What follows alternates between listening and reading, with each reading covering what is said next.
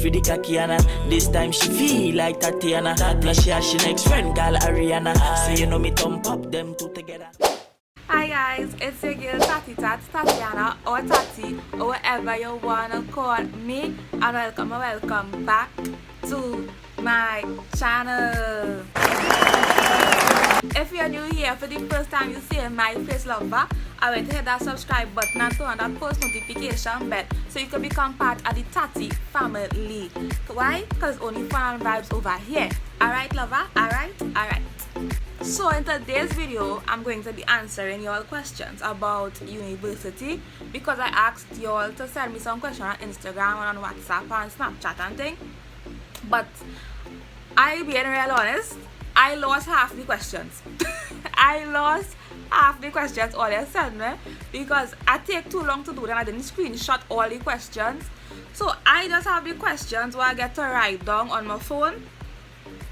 And them is the questions I'm gonna be answering. So if all your questions ain't get answered and you know you asked me a question, I'm real sorry if I ain't answered, right? So let me just get into the video. Okay, so the first question I got is university like Form 6? Ma'am, I will tell you that no. Yes and no. Because for me, the Form 6 I went to, it teach you a lot of independence. So like you had to do, like some of the classes I had in Form 6 was independent learning. So like the teacher would help you, but like more of a guide. Not like she will give you note for note and write everything down. Babes, some of the topics she did, you had was to like figure it out on your own. And for like 2 subjects I did, the teacher was a guide and a facilitator rather than someone who just spoon fed me. So I had was to open the book and read everything for myself. I basically had to teach myself. And it's the same thing. It's not the same thing in university, but in university the lecturer just there to guide you, get the information and guide you. You have to do your own research. Yeah, if you have to do your own research, your own that's it. Basically, you're more on your own in university. And like certain Form 6s is the same thing. With workload is not the same. Form 6, it might be like 4 subjects. I do in 6 courses in university. And you see like how in Form 6, probably you will stick on one topic for like 2 weeks. No babes, in university, that topic is for that week alone. That topic is for that week alone, because the next week is a different topic, babes. So if you don't understand, ask your lecturers questions one time and do research one time. Don't let that pile up on you. In my opinion, to answer your question, in my opinion, Form 6 and university is the same in some aspects as in independent learning, but as in the workload, it's different. It's way more in university than in Form 6. The next question is, what do you like most about university?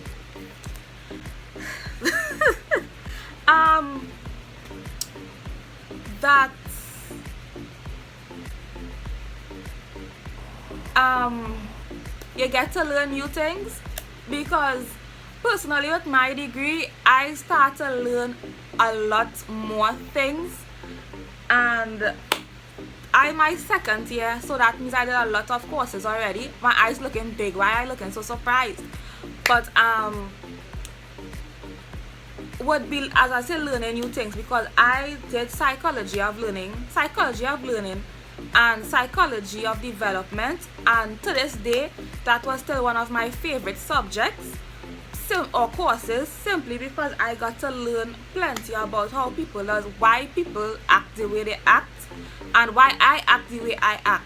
So I would say constantly learning new things is like what I like the most about university. Oh, and also meeting new people, because it's fun to meet people that has the same interest as you, that works as hard as you, that has the same end goal as you. And so far I have like a group of friends I make in university, and they are the best. because like they had the same goals as me. They crazy like me, everything. So that is what I like most about university so far. What is your favorite subject? Well, my favorite subject, as I said, like since I started doing university, my favorite subject was psychology. But this semester, my favorite subject is linguistics and social studies. I always love social studies. Since secondary school, I love social studies. So psychology in general, and this semester is linguistics and social studies. How do you manage your social life and school life? Babes, you don't. I can't. I cannot manage my social life and school life.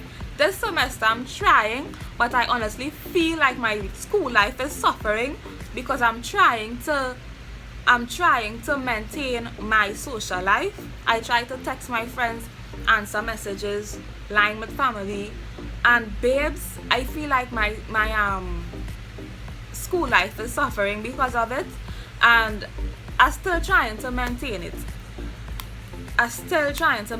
I would say have good time management. That is all, and I don't have that. So when it comes to managing my social life and my school life, it's very difficult. It's very difficult to me. How to be productive and not procrastinate? Babes, I don't know. Because to begin, I be honest with all you, it's not easy to not procrastinate and to manage your time. It's not easy unless you master that skill. Some students master that skill. I have not. I still struggling. But I could give you some tips. Have a study plan.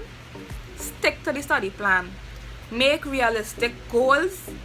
When you want to study, make realistic goals. When you have assignments to do, or when you have assignments to complete and assignments to do, right? Make realistic goals. And what I mean by that is, don't say you're doing 5 and 6 things one day, because that's not going to happen.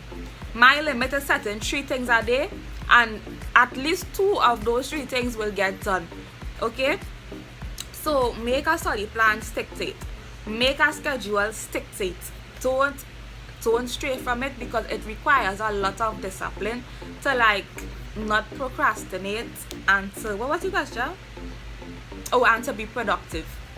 Yeah, time management and self-discipline is what I could tell you, and self-motivation would help you to be productive and not procrastinate, babes. And it's very hard to do, but at least for me, I be in real with you, I'm not sugarcoated nothing.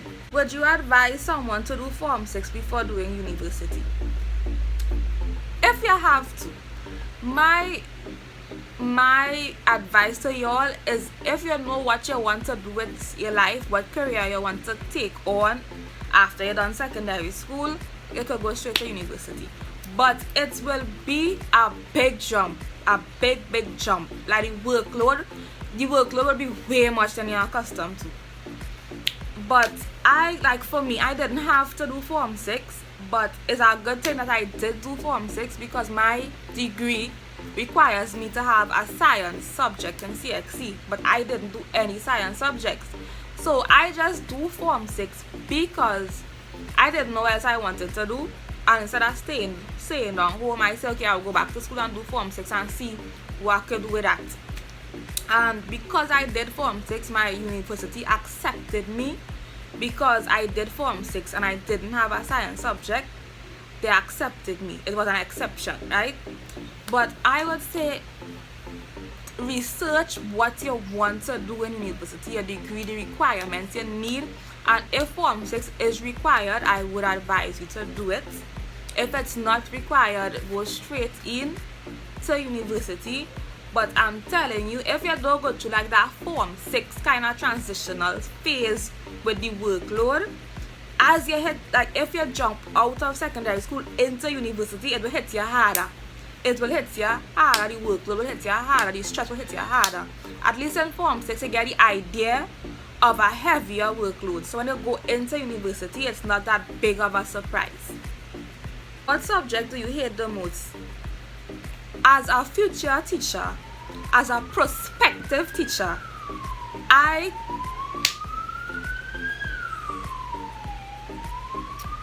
Let me wait for the D, you know? Let me wait for them to pass.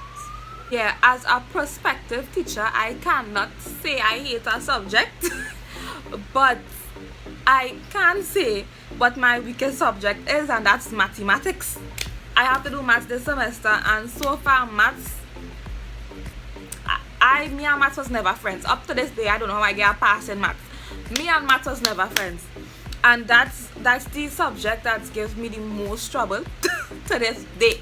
But I am determined to master maths by the ending of my degree, because I want to be the best teacher for my students. So I have to master maths, and I will, because my lecturer is actually really good. How do you keep up a good GPA? Girl, oh boy, I don't know. I can't remember where this question come from, but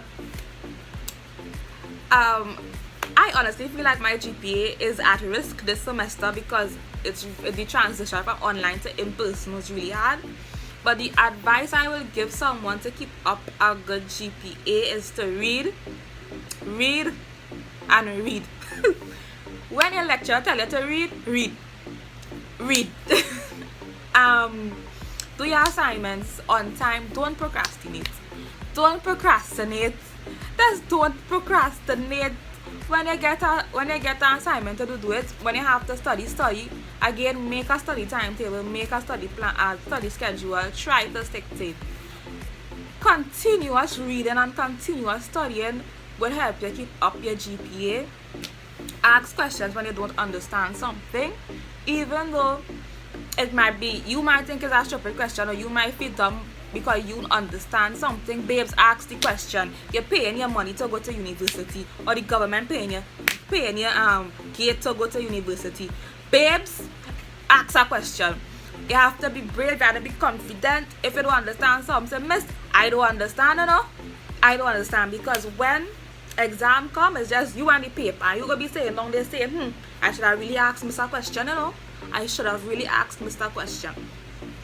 So babes, that is the only advice I can give you of keeping a high GPA. Study, don't procrastinate, and read. And get some rest and pray. What are you studying? Currently, I am studying for my bachelor in education, and I'm specializing in primary education. Any tips for a year 1 student? Girl, don't panic. Don't panic, don't stress yourself. Cry if you have to cry. Study and read. Read. And pray and keep God close. Yeah. How do you study? Babes, okay, currently I have midterms next week, and only thing that I have studied for is dance, and I still haven't studied in depth. But how I study is, I didn't know it had a name for it, but it have a name for it, and it's called active recall. I could do a whole video on how I actually study if you want that. But basically, I read the notes that the lecturer give. I read the books that is recommended. So say like if I do a certain topic and I know exams coming up, right? I would go through the slides, see what the lecturer did, take notes, and then read up on it, do extra reading on it so I could make sure I understand it, right? Then in order to remember it, I always write. And after I write, I ask myself questions, and then I say it, or I say the answers out loud, right? I might say, where's the meaning of this definition? And I will write out the definition about 6 times, and I will say out this definition to myself about 6 times so I could remember it. And then too, I am a prospective teacher, so in order for me to make sure I understand, then I don't act like I teach in a classroom. I just literally like stand up in my room. I have a whiteboard in my room, write the topic on the whiteboard, and then explain everything in that topic to make sure that I understand. Sometimes I even call my friends, because I have friends that's willing to listen to me when I have to explain. When I have an exam coming up, I will call them and say, oh, you can listen to me and tell me if you understand what I'm saying. And yeah, that is how I just study. it's a long process base, but that's how I do study. There's just some ways I do study. I make flashcards for the subject that I know I am weak in. I will make flashcards. I will make flashcards. Wells boy. It's a whole lot of thing I just do to study. If you all want an in-depth video, just let me know and I'll make it. Was it hard signing up for university? It wasn't hard signing up for university at all. But I don't know if it's because my uni, like they made the sign up process really easy. It really wasn't difficult at all. They made it really easy. The site was clear what to do. If you had questions, you email administration and they answer you like within 24 hours or within 2 days. Then the last question: how do you deal with a group that does not do their work? Babes, you can't do nothing for that. You can't do nothing for that. My advice to you, you do your part. If you realize nobody else in the group do their part, do your whole project and tell the lecturer that nobody else did anything in the group but you. Because it happens. I was in group with all the knows where catching me. I was in groups with members that did nothing. Like, it's not the whole group, like one member mightn't do anything and we will do the work, do her part or his part, and before the presentation even happen, we will go and tell the lecturer or email the lecturer and inform this lecturer that this student is not doing anything. So when it's time to mark the presentation, they don't get any marks, or their part will be lower. The marks them get will be lower than the group. So it don't matter how much you talk to them. And you can first thing you do is talk to them and let them know they ain't pulling their weight. And after you talk to them and they're still doing the same thing, oh well, we tried. Your mark could have had to suffer, but my mark not going to suffer for you. You understand? So yeah. But anyway, y'all, that was all for this video. I hope you all liked it. Don't forget to like, comment, and subscribe for more videos. And yeah, see you all in my next video. Bye. Yeah, I bust down Tatiana. Yeah, I want to see you.